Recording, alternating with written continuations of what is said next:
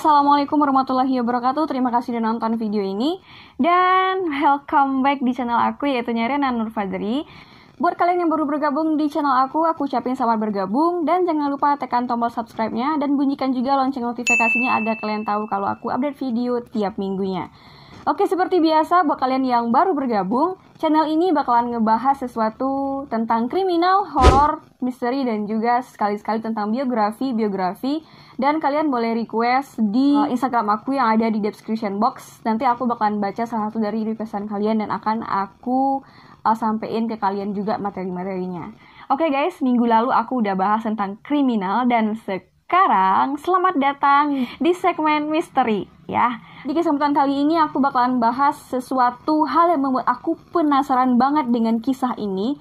Karena sebelumnya aku udah pernah baca tentang materi ini, tapi nggak aku temukan materi yang pasti dan akan mengupas materi ini dengan lebih baik lagi gitu. Jadi kali ini aku bakalan bahas dan aku akan beberkan ke kalian semua penemuan ataupun peninggalan ini asalnya dari mana. Oke, mungkin kalian penasaran karena kali ini kita bakalan bahas tentang kitab-kitab yang dibuat oleh iblis. Kalian pernah dengar? Kalau udah pernah dengar, silahkan komen di bawah kitab-kitab apa yang udah pernah kalian dengar. Tanpa berlama-lama lagi, langsung aja check it out.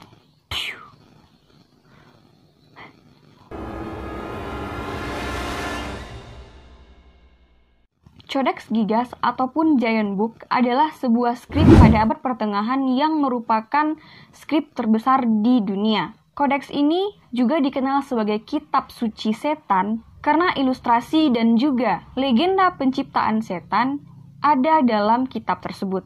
Kodeks Gigas diperkirakan berusia lebih dari ratusan tahun karena dibuat pada abad ke-13 di Biara Podlazice. Tepatnya itu adalah kota Bohemia yang sekarang disebut juga dengan Republik Ceko. Dan pada manuskrip tersebut terdapat kitab suci Vulgata dan juga dokumen-dokumen penting lainnya yang ditulis dalam bahasa Latin. Dan selama perang, yaitunya 30 tahun yang terjadi pada tahun 1648, Kodeks Gigas ini dirampas oleh tentara Swedia dan sekarang disimpan di Perpustakaan Nasional Swedia, yaitunya di Stockholm.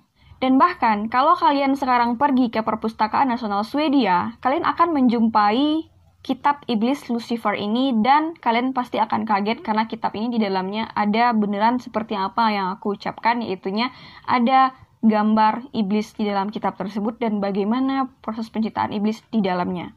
Kodeks ini dibuat oleh seorang laki-laki yang bernama Hermann Inclusus, di mana dia membuatnya di Biara Benediktin, tepatnya di Republik Ceko.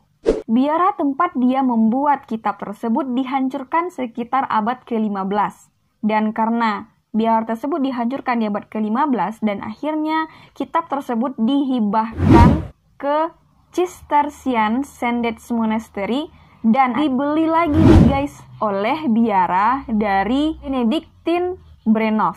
Dari tahun 1477 sampai dengan tahun 1593, kitab tersebut akhirnya disimpan di perpustakaan sebuah biara di Bremov dan sampai akhirnya dipindahkan ke Pregu pada tahun 1594 dan akhirnya menjadi bagian koleksi dari Kaisar Rudolf II.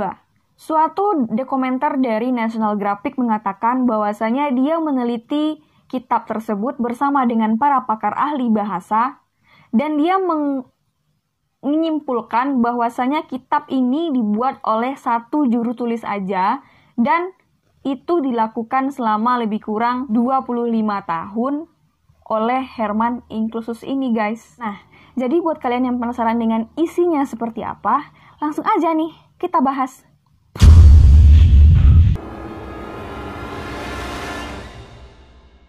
Sekitar setengah dari kitab kodeks ini memuat seluruh Alkitab dan di dalamnya tersebut menggunakan bahasa Latin Vulgata guys. Jadi bahasa Latin Vulgata ini aku juga nggak paham juga bentuknya kayak gimana. Menurut aku, kitab ini isinya adalah tentang kebaikan seperti gimana tercipta, bagaimana penciptaannya setan, bagaimana penciptaan manusia, Nabi Ayub, kerajaan-kerajaan yang ada di dunia gitu kan.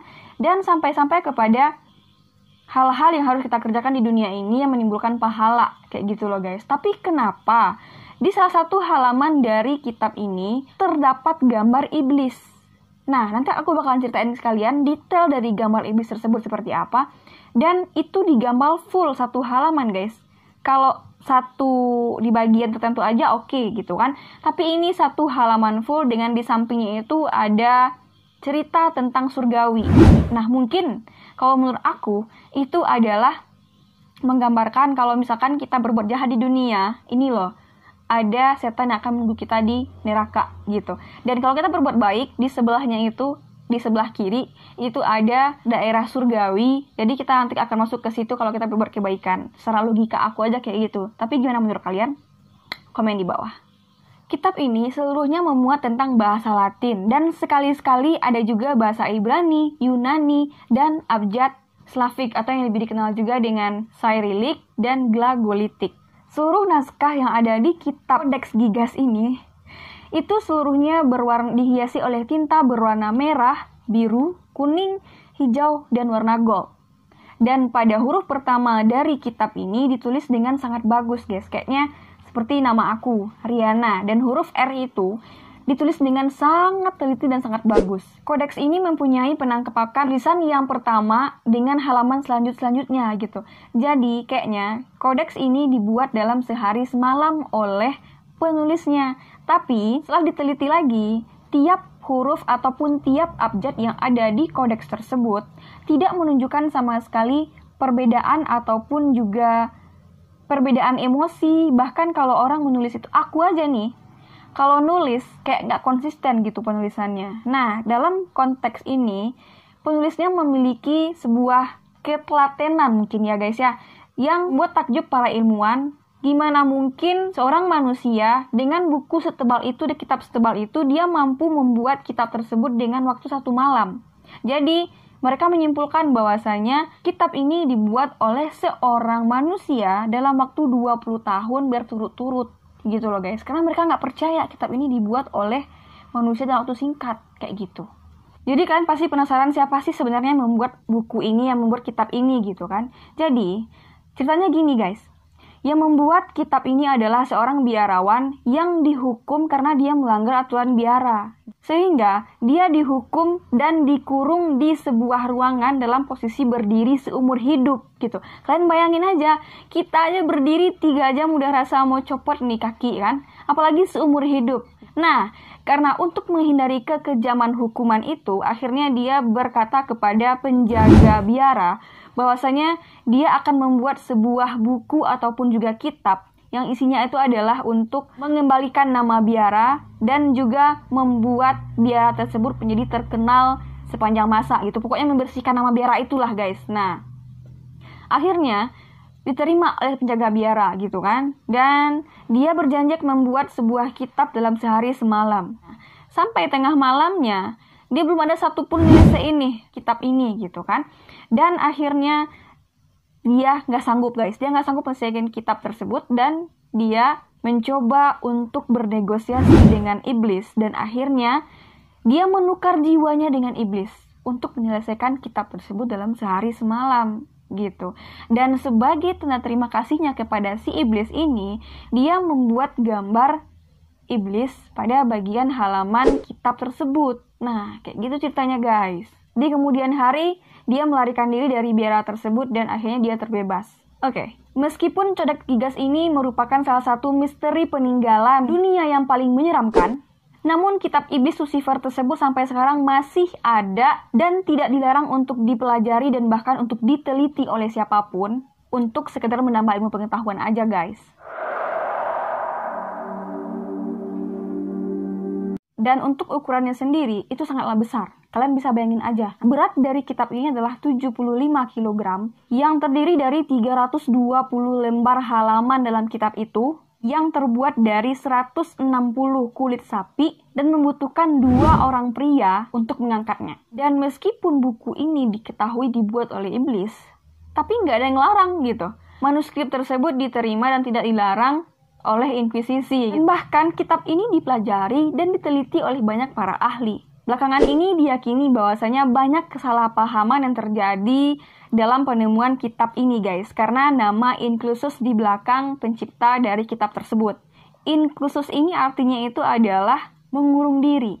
Jadi nama Herman Inclusus ini maksudnya itu adalah Herman ini mengurung diri di sebuah biara untuk mendapatkan konsentrasi dalam pembuatan ataupun dalam penciptaan naskah kitab tersebut. Kayak gitu guys. Nah gimana? Apakah kalian tertarik untuk pergi ke Perpustakaan Nasional Swedia di Stockholm untuk mencari kitab Lucifer ini dan penasaran dengan isinya?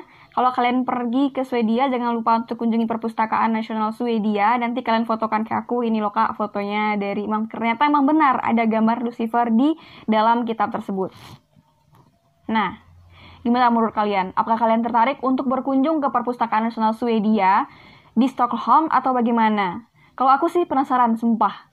Dari kemarin aku penasaran kayak gimana bentuknya gitu. Karena udah bayangin aja seberat 75 kg dan berisi 162 halaman tuh lumayan tebal gitu loh guys, lumayan tebal gitu. Kalau untuk novel tuh udah kebaca lah ya. Tapi ini panjangnya aja udah panjang banget.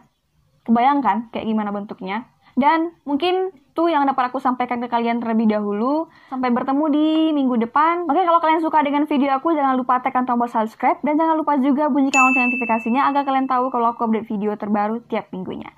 Bye!